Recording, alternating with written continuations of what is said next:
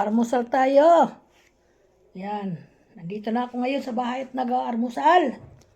Yan, naglaga pa ako ng 4 na itlog.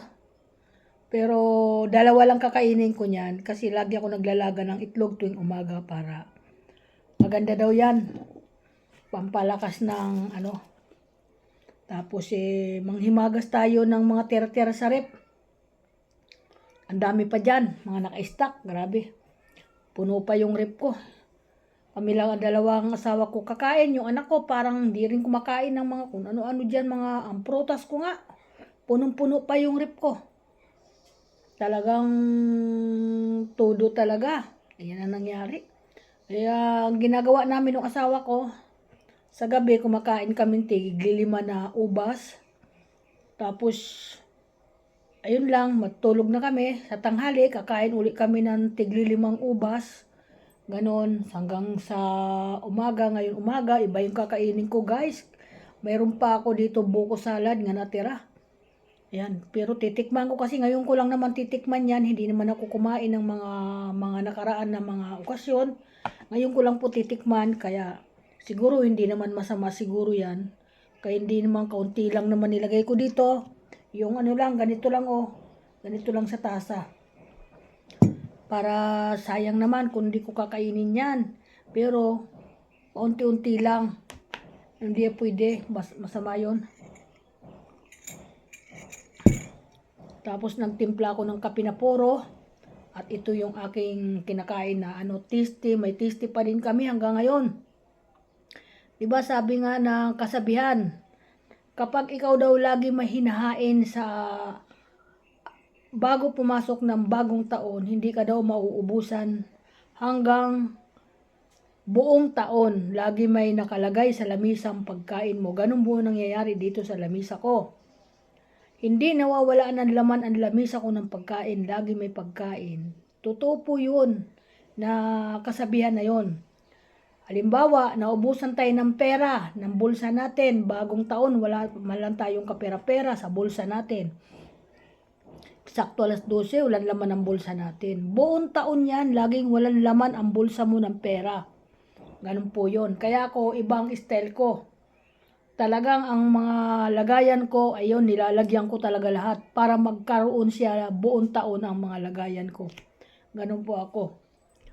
Na ano ko yun, mahilig kasi ako sa mga punsoy-punsoy na yan at yung mga ano na yan, mahilig po ako. Kaya sabi nga ng mga kumari ko dito nung dumating dito sa akin, ang ganda man mari ng mga pang ano mo, pampaswerte mo sa bagong taon.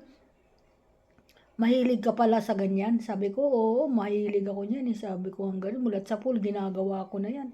Kahit mga guys nung araw pa, nung malilit pang anak ko, kumbaga sobra pang hirap namin nung araw, naghihirap kami. Hindi ako nawawalan talaga kahit na anong mangyari. Talagang ako'y naghahanap buhay. Kaming dalawa mag-asawa para mayroon kami maihain sa aming lamisa. Prutas, hindi ako nawawala ng prutas talaga. Kinukumplito ko talaga yung dosi. Kahit tagi-1 peraso lang na klaseng prutas, basta makumpletong dosi. Yun, nandiyan ang asin, nandiyan ang tubig, nandiyan ang bigas, nandiyan lahat ang mga pampaswerte ko. Ayan, at hindi ko yan ginagalaw. Hindi ko yan ginagalaw buong taon. Natatawa nga ako kasi naglagay ako ng pera sa lamisa ko. Sa akin mga lagayan ng mga pampaswerte. Sinobre ko, 3 sobre. Naglagay ako ng 1,500 hasta ka 100. Sa awa talaga ng pinag-oobserbahan ko kasi nandito yung anak ko. Yung dalawa kong anak nandito din. Nung una kasi nakipag-agawan sila sa lamisa ko. Naglagay din ako noon. Hindi ko alam na akala ko hindi ko nila kukunin ng mga anak. Pero mga anak ko naman yun, para naman sa kanila yan. Yung aking kung kinuha man nila, hindi naman sasamang loob ko dun dahil inilagay ko yan sa lamisa para mayroon ako hindi nila kinuha mga guys. Kaya ngayon, kinuha ko po at inilagay ko po sa aking habag na wallet na maswerte. Sana laging puno buong taon. Yan. At nagpapasalamat ako sa Panginoon at tiningnan ang anak ko ng cellphone ko. na si DC. Talon na naman ng talon siya kaninang umaga bago umalis. Mama, mama, may pera ka na naman. O isipin mo yun mga guys. O hindi ko yun inaasahan. Asais pala ngayon. Mayroon na akong inaabangan. O hindi ko sasabihin kung magkano. Yan. At may susunod na naman. Napakaswerte. Yan ang sinasabing gumawa kayo ng pampaswerte mga guys. At siswertehin kayo buong taon. Sana laging ganun, Panginoon. Ay humihiling talaga ako. At bago ko yan hindi alam ng mga anak ko, lumapit ako sa aking pampaswerte at nananalangin ako doon. At ang panalangin naman, di naman kailangan iparinig mo yan sa mga bisita. Lihim lang naman yan nga nagsasabi ka ng wish mo kung anong wish mo. Yun lang. Ayan mga guys, kaya ako tuwan-tuwa na naman. 'Di ba? Sana buong taon ganun at mayroon na naman ako may pamimigay sa anak ko, mga apo ko, ganun. Ako po, may balak naman din ako sa aking sariling pera kung anong dapat kong gagawain. Yan po, may plano ako dyan, hindi ko naman basta-basta winawaldas yan. Ang mga bigay sa akin ng anak ko na si Lani, hindi ko yung basta-basta winawaldas dahil, alam mo, ang sarap hawak-hawakan pagbigay sa iyo ng anak ko, anak mo na binibigyan ka ng anak mo, parang ayaw mo gastusin. 'Di ba?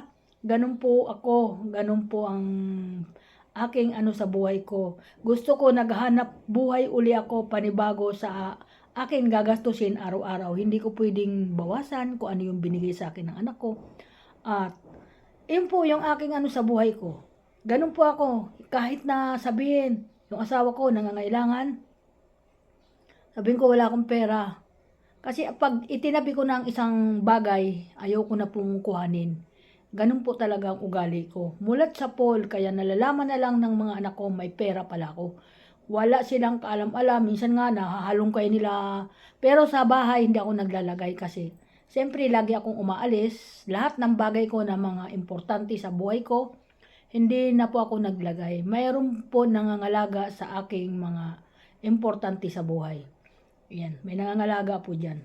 Kasi siyempre hindi natin masasabi ang panahon, di ba mga guys? Kaya yan. Kaya maraming salamat sa Panginoon at talagang lagi mo akong tinutulungan sa aking pagkilos sa araw-araw, kung ano yung mga gawain ko. Yan, nagsara nga ako ng tindahan ko ngayon mga guys kasi sabi ko, bakit pa ako magbubukas ng tindahan kung mayroon naman akong inaantay? 'Di ba? Hindi lang sa anak ko, may iba pa akong mga inaasahan.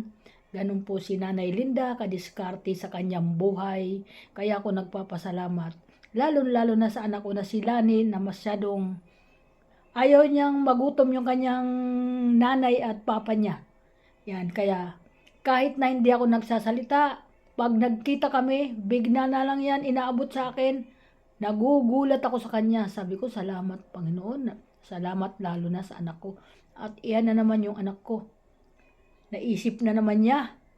Sabi ko ang ganun, kay napakabait niya. Binibliss talaga siya. Dahil siya po yung lumaking bata na hindi siya naging maramot sa kanyang mga kapwa at mga kapatid at mga pamangkin at mga magulang. Lahat, mga pinsanin o sino man mga tauhan niya. Hindi siya naging maramot. Ganun po siya. Wala siyang kapaguran sa kanyang pagbabahagi sa taon na ito. Talagang siya ay kahanga-hanga din pero siya po ay hindi mo yan makikita sa social media nga nagpapakitang dilas para ipakita niya yung kanyang ginagawa. Siya po ayaw niya yung ganun. Ayun, sa akin lang minsan inaano ko din ngayon, kagaya nito binablog ko. Kasi nga guys, bago nga umalis yan dito sa akin, siguro sabi niya, mama, may tira ako dito, hindi siya naubos, hindi naubos itong birthday ng papa niyang atres, hindi naubos ang kanyang laman sa bulsa niya. Dinukot niya ang bulsa niya kasi ganun siguro ang kanyang patakaran sa kanyang buhay, sa kanyang na ayaw niyang magbalik ng sa bahay niya sarili. Gusto niya ilabas lahat at magpapanibago na naman siya doon sa taon nga 2026. Salamat naman anak at lagi mo akong naiisip. Yan. Hayaan mo hindi masasayang yung mo sa akin kasi alam mo naman matipid ako. Pero hindi tipid nga, hindi kami kumakain ng masarap ha. Kumakain po kami ng masarap kahit ako nagtitipid. Hindi po ako na ano kasi kumbaga kung gusto namin kumain sa labas, pwede naman kami kumain sa labas, dalawa lang naman kami mag-asawa. 'Di ba? Wala naman ako dito, minsan andiyan yung mga apo ko sa kabila, ay lagi rin naman nasa labas sila minsan kumakain, ganun. Yan, napaka-bliss ko ngayong taon. Ako'y nagpapasalamat ngayong taon at pinakitaan din naman ako ng lakas ng aking katawan at kalusugan nga minsan nararamdaman ko na may nararamdaman ako pero binabaliwala ko lang, iyan ay sinasabayan ko lang ng gawa at nagko-content ako para malibang ako doon sa aking nararamdaman. Di ba? Nawawala mga guys. Ganun lang po. Huwag natin isipin yung mga darating sa atin, mga problema, mga bagay, kung ano yung mga nararamdaman natin sa ating katawan. Huwag natin pansinin yan dahil matatalo tayo dyan pag tayong inintindi. Oo, nandyan na tayo, kailangan natin mag-maintenance. Ay, hindi naman nawawala maintenance kasi nandiyan naman ang maintenance ko. Laging mayroon. Suportado ng aking mga anak. Lahat yan. Nandyan ang pangangailangan ko lahat. Kaya maswerte akong nanay. Sana, hindi ko naman to sa pinagyayabang. Sana lahat ng nanay ganyan, alagang-alaga ng kanilang mga anak. Sana ang ganda ng ating mundo na umiikot na ang mga magulang ay nandiyan nakaantabay ang kanilang mga anak. Sana ganun po. Sana ang wish ko ngayong taon magbago na po. Kasi ang mga anak ko kahit hindi ko nasabihan, automatic nandiyan sila sa akin. Kahit na may importante silang pupuntahan, inuuna talaga kami dito ng papa niya. Kaya yun ang ano niya. Kasi minsan pag niluluko nila ako, binibiro, mama hindi kami dito magbabagong taon, magpapasko.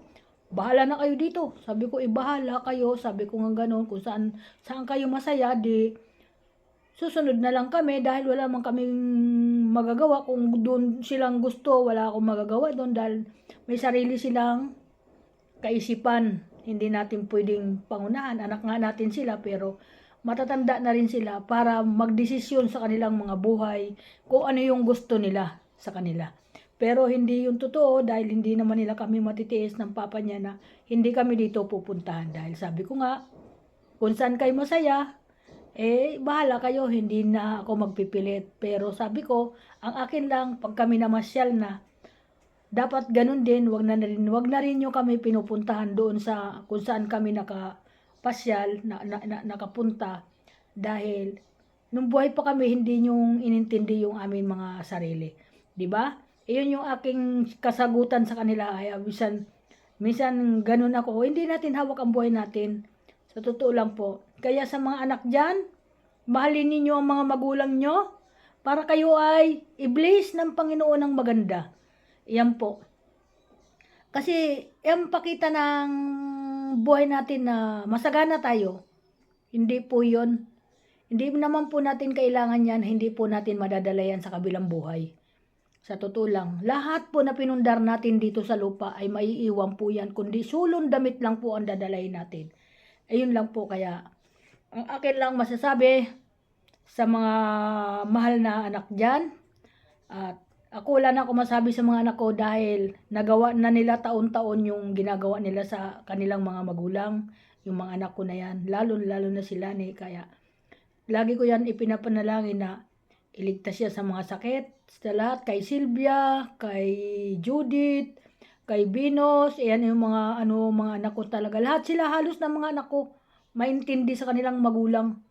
Ayun, kaya sabi ko, ibinilis din ako ng Panginoon dahil wala akong anak na suwael, na nag-ibang ugali. Mayroon lang isang anak, yun po yung pinandidirian kami na ayaw kami makita. Yan lang po, isa lang pong anak yun. Pero okay lang yun dahil 6 naman yun nandito sa akin, magkakasama kami. Mahal na mahal naman kami lahat. Pero yung isa, okay lang yun, basta siya, hindi namin siyang nababanggit ko pa din siya kasi bilang anak ko, na lumabas sa katawan ko, nagdusa din ako dyan sa panganganak, pagdala ng 9 na buwan, sa akin sinapupunan. Hindi mo masasabi na hindi mo siya naging anak. Pero pinipilit ko siya makalimutan kasi nandoon na tayo niyan eh. May sarili siyang pag-iisip at may sarili na rin siyang pamilya. May mga anak na siya. para isipin din yung kanya sigurong sarili.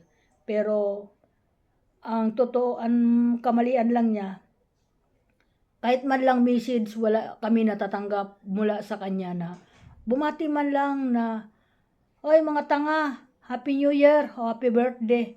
Yun lang po. Ay tatanggapin namin yun dahil ganun ang isip niya. Hindi natin, may iba-iba nga ang isip eh. Sabi nga, may anak, sa 7 kong anak, may anak na lalabas. Pero mabuti na lang, isa lang ang lumabas na ganun ang ugali. Lahat ng anak ko ay mabubuti. Yan lang po.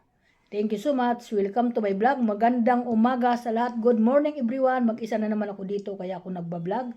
Walang disturbo. Walang sa aking nakikinig kung ano man sinasabi ko kasi minsan nailang din ako. Thank you po. Bye-bye po. Maraming salamat sa mga kaibigan dyan. At huling bati, Happy New Year!